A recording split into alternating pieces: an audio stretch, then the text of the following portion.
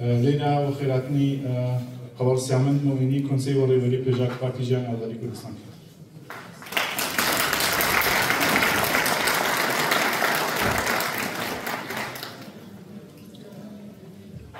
بەڕێزان بە نێوی پارتی ژیانی ئازادی کوردستان بە خێراتنی تەکتەکی ئێوە دەکەم و منیش دڵخۆشم بەوەی کە ئەوڕۆ لە خزمەتیەوەدا بە دەرفەتی دەزانم سڵاو بنێرم بۆ بنەماڵەی شەهیدان بۆ بریندارانی شۆڕشی ژین ئازادی بۆ کەسانەی کە بۆ ئازادی تێکۆشانیان کردووە و بەهای قورسیان داوە هیوا دەخوازم کە ئەو کەد و زەحمەتەی کە داویانە بزان کە بەفیڕۆ ناچێت. کۆنفرانسێکی وەک ئەوڕۆ دەتوانین بڵێین پایەیەکی ئەساسی ئەوەیە کە بەرەو یەکگرتووی بچین و بە پێشوازی سەرکەوتنی گەلەکەمان لە داهاتوویەکی نزیکدا بین. من ناخوازم زۆر بکەومە نێور لە کارێەوە، دیارە دەرفەتەکە زۆر کەمە، بەڵام زۆر بە کورتی حەول دەدەم خۆم فۆرمولە بکەم و ئەو بابەتانەی کە گرنگە بیێنمە سەر زمان. یعنی هەمومان دەزانین کە ڕۆژهەڵاتی ناوەڕاست بەرەو ئاڵوگۆڕێ. نمونەکانی لە هەر جێگایەک دەبینین، عێراقە، سووریەیە، لیبیا، لوبنانە، ئەفغانستانە و دەوروبەرە ڕوو بە ئێران و تورکیەش دەچێت. یعنی پەیمانێکی شوم کە بەسەر گەلی کووردا سەپا، نەک تەنیا گەلی کورد، گەلانی دیکەش کە لە ناوچەکە دەژیان لە پەیمانی سایس-پیکۆ کوردستان پارچە کرا و بوو بە قوربانی سیاسەتی کۆلۆنیالیزمی ئەوروپا. ئێستێ وەختی وەیە کە ئاڵوگۆڕێک لە ناوچەکە بکرێ، بە ئاشکراوە سیاسەتەوە دەڵێ. بۆ ئێمە وەک حیزبی کوردی بە تایبەت لە ڕۆژهەڵاتی کوردستان گرنگە ئانالیز و تەحلیلێکی دروستمان هەبێت لەسەر وەزعیەتی ئەوڕۆ. دنیا بەرەوچۆ دەچێت کە بتوانین بە موازاتی ئەو بتوانین سیاسەتی نەتەوەیی، سیاسەتی ئازادی خوازی ببینە پێش و ئەنجام بگرین. گرنگە بۆ ئەوەی چی پێویستە لە مەرحەلەی یەکەم یەکگرتووی پێویستە. تا نێوماڵی کورد یەکگرتوو نەبێ ممکن نییە بتوانین دەستکەوتێکی مێژوویی بۆ گەلەکەمان و بۆ گەلانی دەوروبەریش بەدەست بێنین. بۆیە زۆر گرنگە ئەوڕۆ ڕاستە یەکەم کۆبوونەوە نییە، بەڵام کۆنفرانسێکە کە بەشێک لە حیزبەکانی کوردی لە ڕۆژهەڵاتی کوردستان بەشدارن و قسەی خۆیان دەکەن، پلانی خۆیان دادەڕێژن و ئەوەش بەشێکە لە شۆڕشی ژین ئازادی کە وەک ڕێنەسانسێکی زێنی هیزری لە ڕۆژهەڵاتی کوردستانەوە دەستی پێکرد، بەشەکانی دیکەی ئێرانی گرتەوە و تەنانەت سنوورەکانی ڕۆژهەڵاتی ناوەڕاستیشی دەرباز کرد. ئێوە پێمان دەڵێ کە کورد دەتوانێت پێشەنگی حەرەکەتێکی ئازادی خوازی بکە بۆ ناوچەکە. جا بۆیە زۆر گرنگە ئەوە پەیامێکی دروست بدرێ بە سیاسەتی جیهانی کە کورد یەک پارچە دەتوانێت حەرەکەت بکە. ئیتر بە شێوازی عەشیرەتی و قەبیلەیی ڕەفتار ناکە. سیاسەتی مۆدێرن دەگرێتە پێش و بەرەو ئازادی هەنگاو هەڵدەنێ، نەک تەنیا بۆ خۆی بەڵکو بۆ ئەو گەلانەی کە لە ناوچەکە دەژی.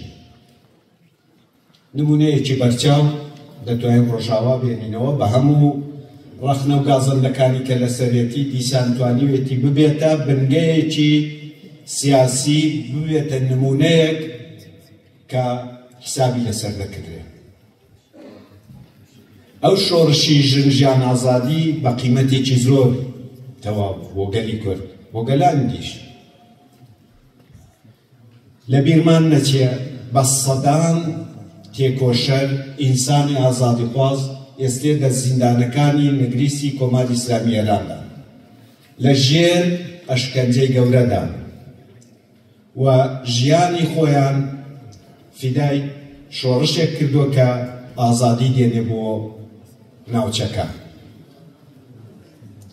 پەخشان عەزیزی، وریشە مرادی و بەدەیان تێکۆشەری ژن قارەمانانێکن کە ئەوانە جێگای خۆیان لە مێژوودا گرتوتەوە و ئەوانە ئەو بنگە دروستەیان دامەزراندووە کە شۆڕشی ژن ژیان ئازادی بە هیمەتی بیوێرانی وەک ئەو ئینسانانە و بە کەد و زەحمەتێک بۆ فیداکاریەک کە بە سەدانی دیکە کە گیانی خۆیان پێشکەش کردو، بەشێک لە لەشی خۆیان پێشکەش کردو گەیشتو ناو قۆناغە.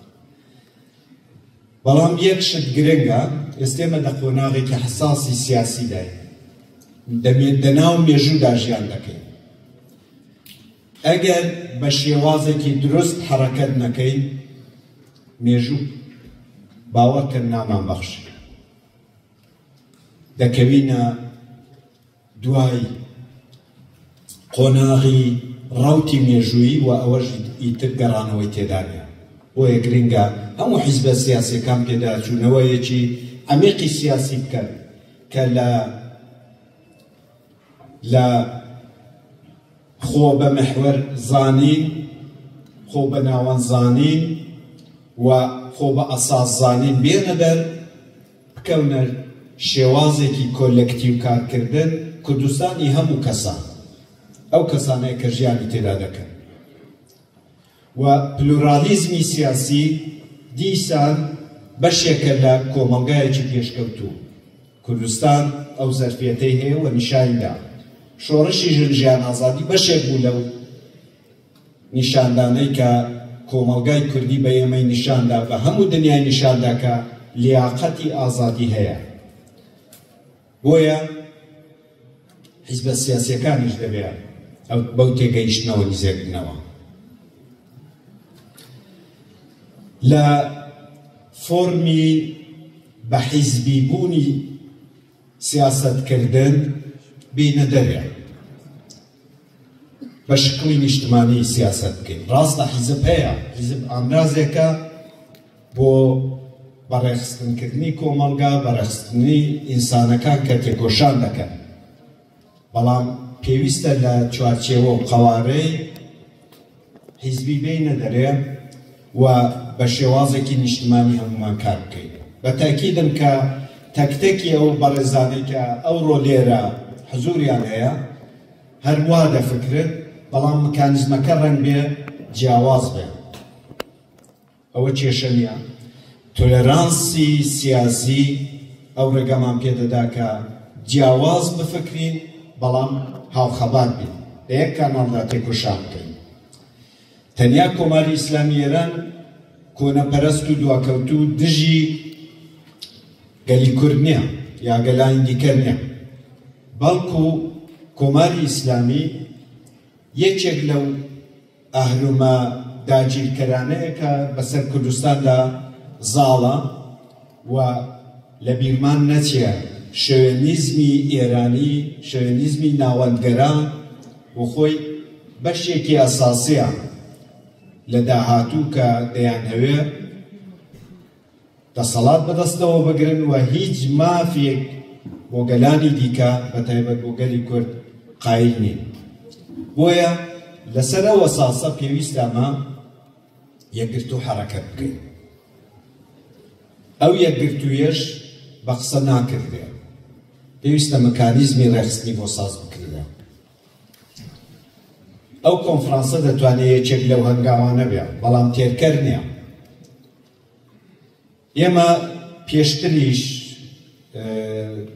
بە پرۆژەی دەخاڵیەوە لە 2017 وەندی ئەم ناگام لێ 2016 بە پرۆژەی دەخاڵیەوە چووینە حزور خزمەت حیزبەکانی دیکەوە داوامان لێکردن کە ئامادەکاری بکەین بۆ ئاڵوگۆڕیانەی کە دێنە پێشە. ئێستێ دە قۆناغێکی قەیراناویدای ئەگەر دەستوبر نەکەی ئەرزم کردن کە ڕەوتی مێژووی دەچێت پێشەوە بەجێمان دێڵە گەڕانەوەشی تێدا نیە. چۆن لە سەردەمی سایسپێکە و لۆزان کورد دۆڕاندی ئەوڕۆ پێویستە بە شناختێکی دروست بە علم بە زانستی سیاسەتی جیهانی حرەکەت بکە. بە تاکید سیاسەتی جیهانی دژبەری ئەوە نابێت و کورد دەتوانێت ستاتۆیەکی سیاسی بەهێز لە منتەقەکە بەدەست بێنێەوە بێتە پێشەنگێک بۆ بەشەکانی دیکەی ئێران، نەک تەنیا ئێران بەڵکو بۆ ناوچەکە ببێتە مۆدێلێکی ئەساسی. ئێمە وەک پەژاک دیارە بۆچوونی حیزبەکان جیاوازە، بەڵام وەک پەژاک ئەو پرۆژەی خۆبەڕێوەبەری کە لە چوارچێوەی کۆنفدرالیزم دابێ ئەساس بۆ ئێمە ئازادی ڕۆژهەڵاتی کوردستانە مەرحەلەی یەکەم، مەرحەلەی دیکەش ئازادی ئەو گەلانەی کە لە چوارچێوەی ئێراندا دەژی. بەڵام ئەگەر کورد بەو ئازادیەی نەگا، ئەگەر کورد بەو مەرحەلە نەگا، بە تاکید ناتوانێت ببێتە ئۆلگوویەکی دروست بۆ بەشەکانی دیکەی ئێرانیش.